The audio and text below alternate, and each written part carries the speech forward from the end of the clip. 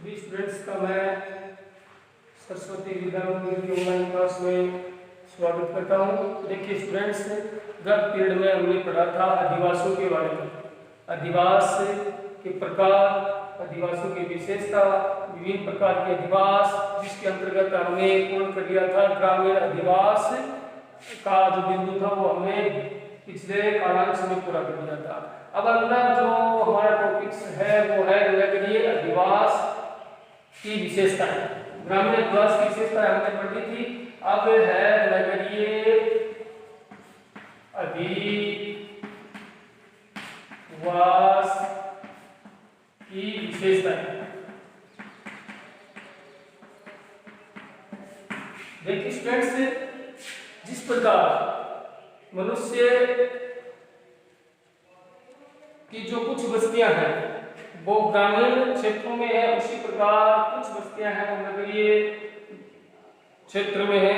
अब नगरीय क्षेत्र की जो अधिवास है, जो बस्तियां हैं, उनकी जो मूल विशेषताएं हैं वो 2 नंबर का प्रश्न है वो परीक्षा में आ सकता है। अब इसकी जो मेन विशेषताएं हैं, नंबर 1 पर आ जाएगा उच्च जनसंख्या। उच्च जनसंख्या। देखिए स्टूडेंट्स, ये तो आप सभी को पता ही है कि गांव की अपेक्षा नगरों में या महानगरों में जनसंख्या का जो प्रेशर है, जनसंख्या का दबाव है वो अत्यधिक होता है। तो गांव की अपेक्षा नगरों में जनसंख्या का जो दबाव है वो अधिक होता है। तो नगरीय अधिवासों की पहली विशेषता हो गई है कि यहाँ जनसंख्या का जो प्रेशर है वो अत्यधिक मिलता है। तो पहली बात आपकी हो गया कि अपन बात करेंगे क्षेत्रफल की बात करेंगे, अपन बात करेंगे जन घनत्व की बात करेंगे। तो गांव की बजाय यहाँ का क्षेत्रफल क्या है, छोटा होता है और जन घनत्व है वो अत्यधिक मिलता है और सीमित भूमि पर आवासीय भूमियां, आवासीय जो बस्तियां हैं वो अत्यधिक मिलती हैं। तो इसमें ज्यादा वो विशेष बात है नहीं। उच्च जनसंख्या का मतलब है कि गांव की अपेक्षा नगरीय अधिवासों में जनसंख्या है वो अत्यधिक मिलती है। दूसरी विशेषता आ जाएगी गतिशीलता। क्या जाएगी? गतिशीलता। गतिशीलता से तात्पर्य है कि नगरों के निवासी अत्यधिक किसी भी चीज रोजगार के मामले में लगाएं, चाहे शिक्षा के क्षेत्र में लगा लें, चाहे मेडिकल या कोई भी डिपार्टमेंट, कोई भी विभाग की तरफ से लगा लें, तो गांव की अपेक्षा जो नगरों के लोगों में जो गतिशीलता की क्रिया है वो ज्यादा देखने को मिलती है। यहाँ के लोग हैं वो क्या होते हैं, अधिक सक्रिय होते हैं। किसी भी कार्यक्रम, किसी भी प्रोग्राम, किसी भी योजना, किसी भी प्रायोजना आदि में सक्रिय होकर हिस्सा लेते हैं और एक सचेत नागरिक के तौर पर, शिक्षित होकर एक सचेत नागरिक के तौर पर अपनी देश हित में या किसी भी क्षेत्र में अपनी सक्रिय भूमिका निभाते हैं। तो ये हो गया गतिशीलता। और गतिशीलता का दूसरा मतलब ये भी लगा सकते हैं अपन कि गांव की बजाय, गांव लोग हैं, गांव की बजाय शहरों में क्या है, सुविधाएं हैं वो अधिक मिलती हैं और सुविधाएं अधिक मिलने के कारण लोग हैं वो गांवों से विस्थापित होकर शहरों की ओर जा रहे हैं। तो गतिशीलता की प्रक्रिया है वो नगरीय अधिवासों में अत्यधिक देखने को मिलती है। अगला है रोजगार के अत्यधिक साधन। रोजगार के साधन।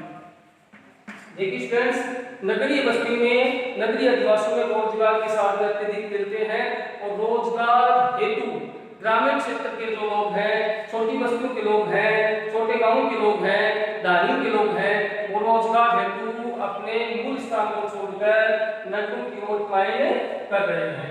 तो रोजगार के साधन है वो अत्यधिक मिलते हैं और रोजगार के साधनों में भी अपन बात करेंगे तो उसमें विस्तृत पढ़ेंगे कि किस क्षेत्र का व्यवसाय है वो यहाँ के लोग करते हैं। इसके अंतर्गत अपन देखेंगे, एक पाठ आएगा हमारा विभिन्न प्रकार के जो व्यवसाय होते हैं वो द्वितीय,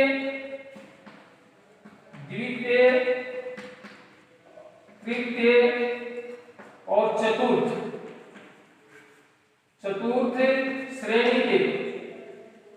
श्रेणी के जो व्यवसाय हैं वो नगरीय क्षेत्रों के लोग ज्यादा करते हैं। प्राथमिक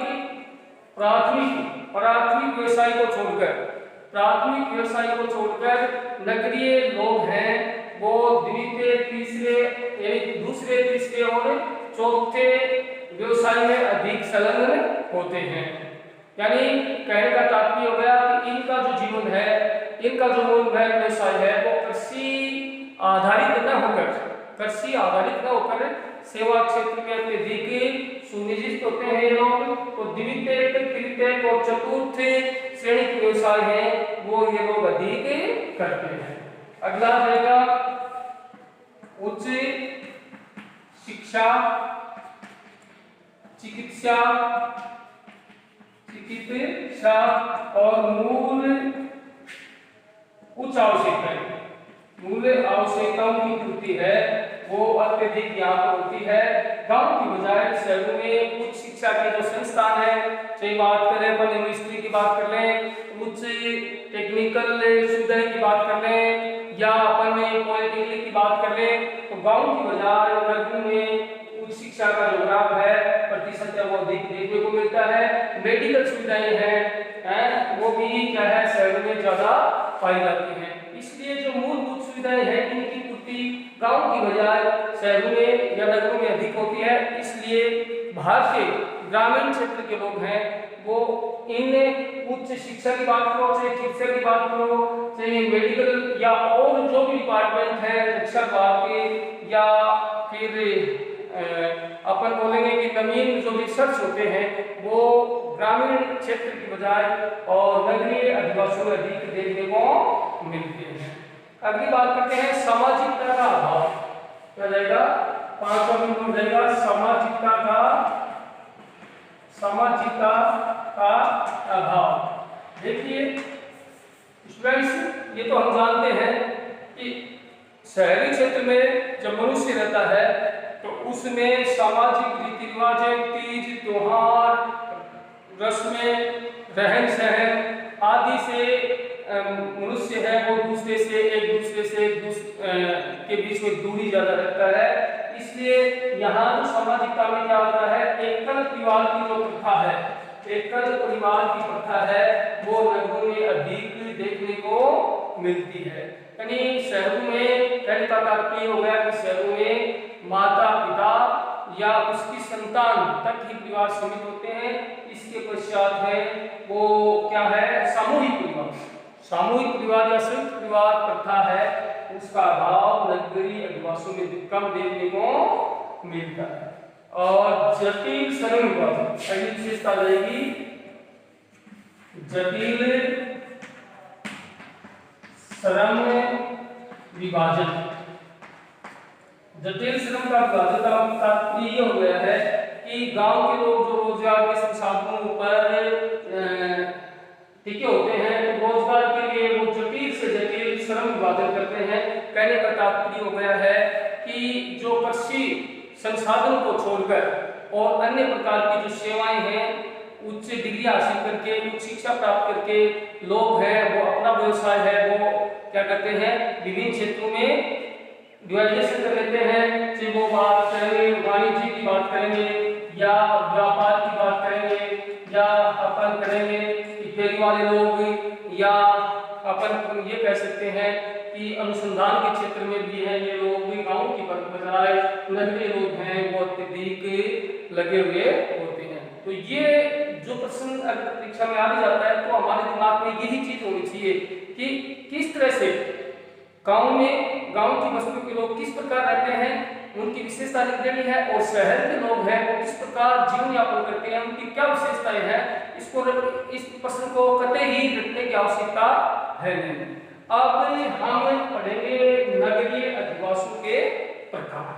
क्या पढ़ेंगे? नगरीय अधिवासियों के प्रकार।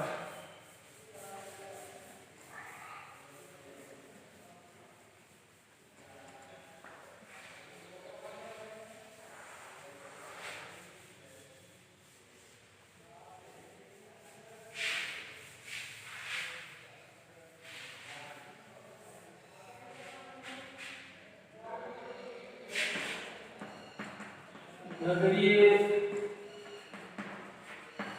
अधिवासियों के प्रकार।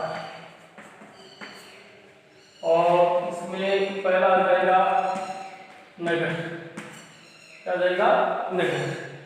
तो देखिए स्टूडेंट्स, नगर यानी नगरीय अधिवासियों में नगर की संज्ञा किस बस्ती को दी जाती है, तो उसमें आ जाएगा कि जहां की जनसंख्या नगर की जनसंख्या यानी नगर की संज्ञा किस बस्ती को दी जाती है, तो जहां की जनसंख्या 1 लाख से अधिक,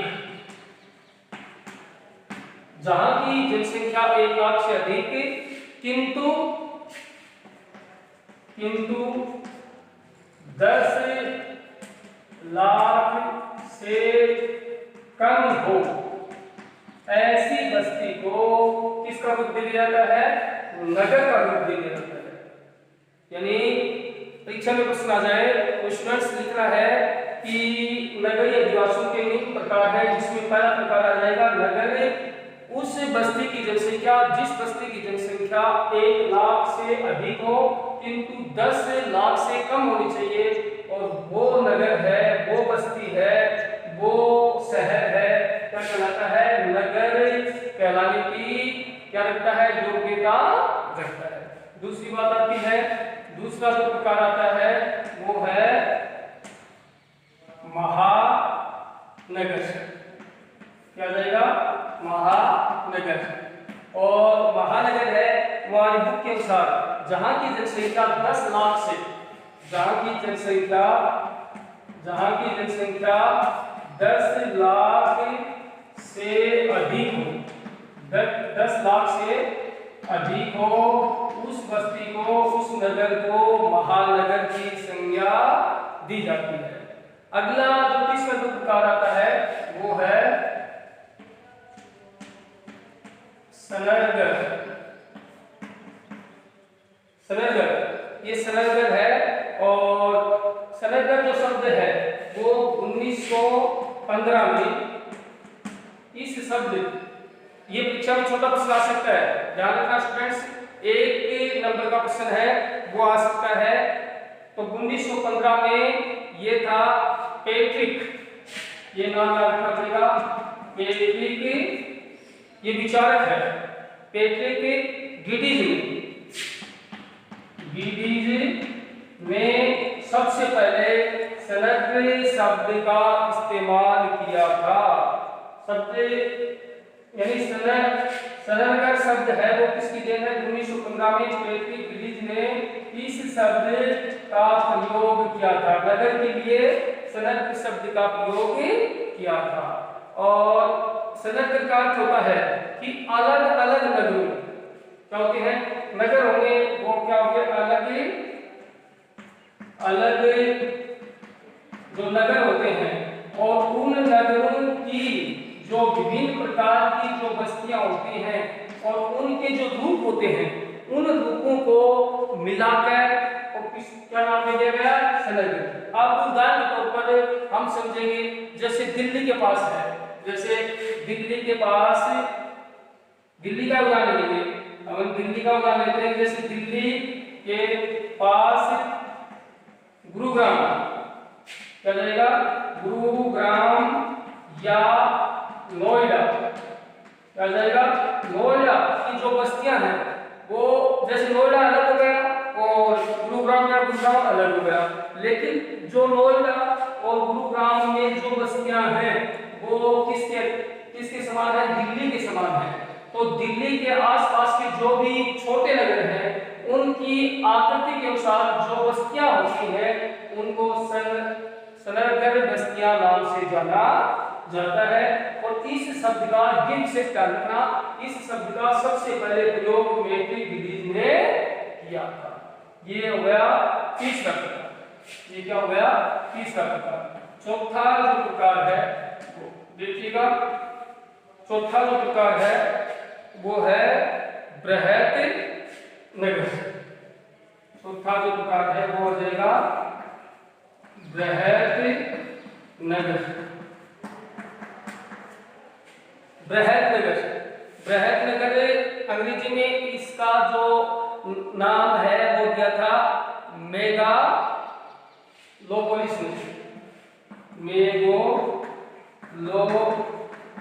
पोलिस ने इस शब्द का प्रयोग किया था और ये देश की 1857 वर्ष भी पूछ सकते हैं 1857 और जहां की जनसंख्या थी वो इनको बोलते हैं विश्व नगरी बोलते हैं।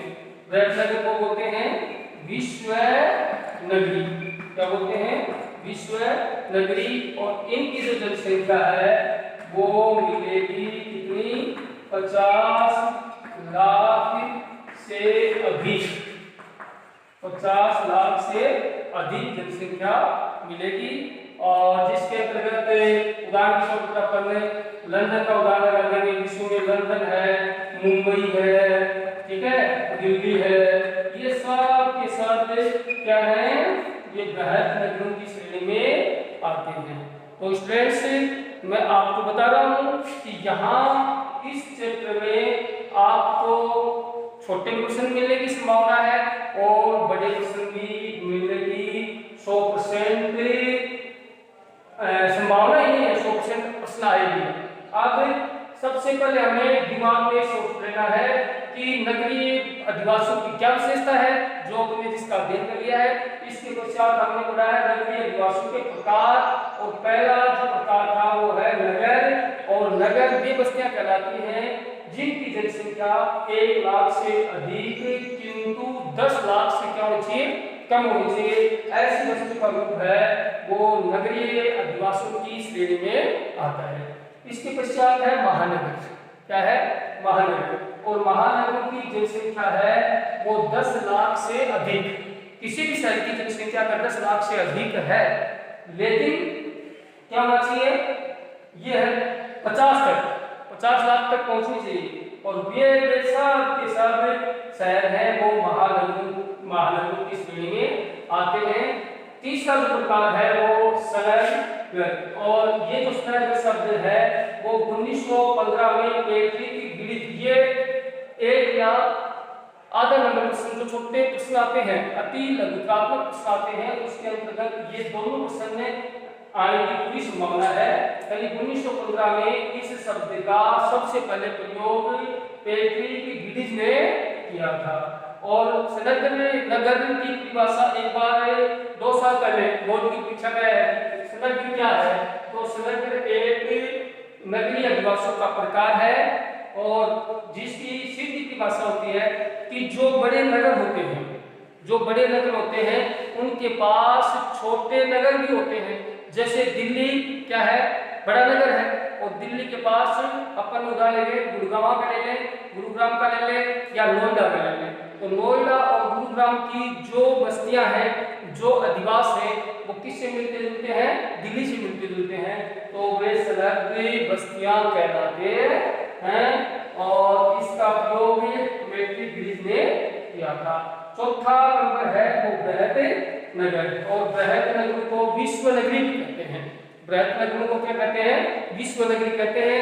यहाँ ध्यान में रखने की बात यह है, अगर छोटा प्रश्न परीक्षा में आ जाता है कि विश्व नगरी किसे कहते हैं, तो विश्व नगरी वे नगरी कहलाते हैं जिसकी जनसंख्या 50 लाख से अधिक होती है।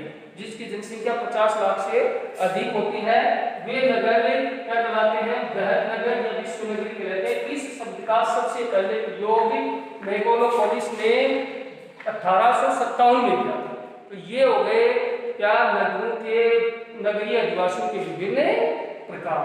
नगरीय अधिवासियों के विभिन्न प्रकार। इसके पश्चात हम पढ़ेंगे नगरीय अधिवासियों की समस्याएं। क्या रहेगी? समस्याएं। अब समस्या में देखिए, समस्या में सीधी तौर पर क्या हो जाएगी? पहली जो समस्या है नगरीय अधिवासियों की पहली समस्या आ जाएगी कि यहाँ क्या है? अधिक जनघनत्व मिलता है। ग्रामीण अधिवासियों की बजाय नगरों में जनघनत्व है वो अत्यधिक मिलता है। अत्यधिक जनघनत्व है तो अपन चाहिए क्या लगा लो? नगर लगा लो, महानगर लगा लो या शहर लगा लो या बृहद नगर या विश्व नगरी लगा लो। वहां पर अत्यधिक क्या मिलता है? जनसंख्या मिलेगी। धन्यवाद। अगला जो हमारा टॉपिक से शेष रहेगा वो आगे से पढ़ेंगे। धन्यवाद।